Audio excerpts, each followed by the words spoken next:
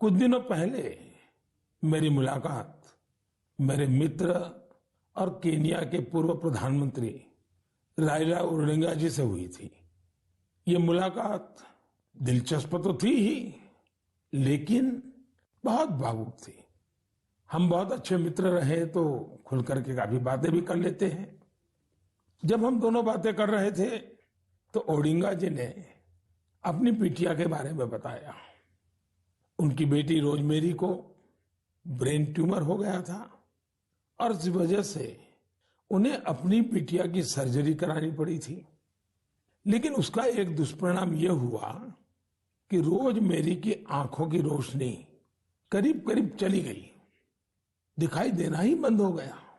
अब आप कल्पना कर सकते हैं उस बेटी का क्या हाल हुआ होगा, और एक पिता की स्थिति का भी हम अंदाज लगा सकते हैं, उनकी भावनाओं को समझ सकते हैं।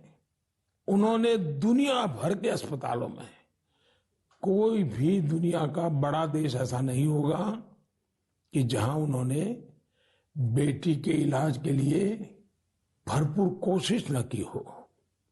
दुनिया के बड़े बड़े देश छान मारे हैं, लेकिन कोई सफलता नहीं मिली और एक प्रकार से सारी आशाएं छोड़ दी।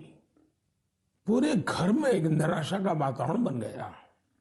इतने में किसी ने उनको भारत में आयुर्वेद के इलाज के लिए आने के लिए सुझाव दिया। अब वो बहुत कुछ कर चुके थे, थक भी चुके थे, फिर भी उनको लगा कि चलो भाई एक बार ट्राई करें क्या होता है। वे भारत आए, केरला के एक आयुर्वेदिक अस्पताल में अपनी बेटी का इलाज करवाना शुरू किया।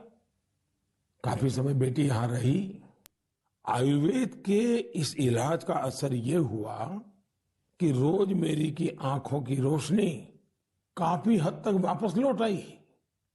आप कल्पना कर सकते हैं कि जैसे एक नया जीवन मिल गया।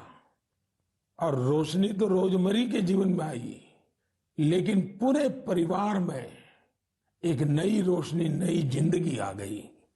और ओडिंगा जी इतने भावुक होकर के बात मुझे बता रहे थे कि उनकी इच्छा है कि भारत के जो आयुर्वेद का ज्ञान है, विज्ञान है, वो केन्या में ले जाएं।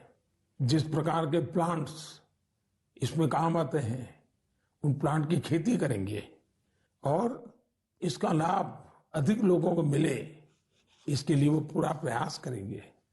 मेरे लिए बहुत खुशी की बात है कि हमारी धरती और परंपरा से किसी के जीवन से इतना बड़ा कष्ट दूर हुआ। और ये सुनकर के आपको भी खुशी होगी।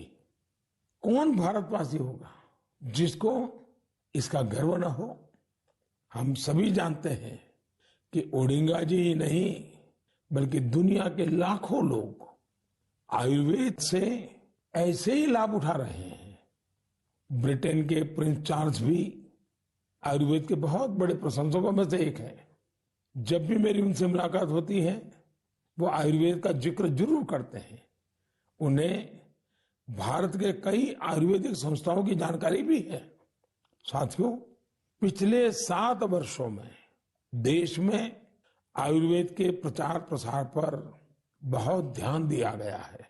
आयुष मंत्रालय के गठन से चिकित्सा और स्वास्थ्य से जुड़े हमारे पारंपरिक तरीकों को लोकप्रिय बनाने के संकल्प को और मजबूती मिली है।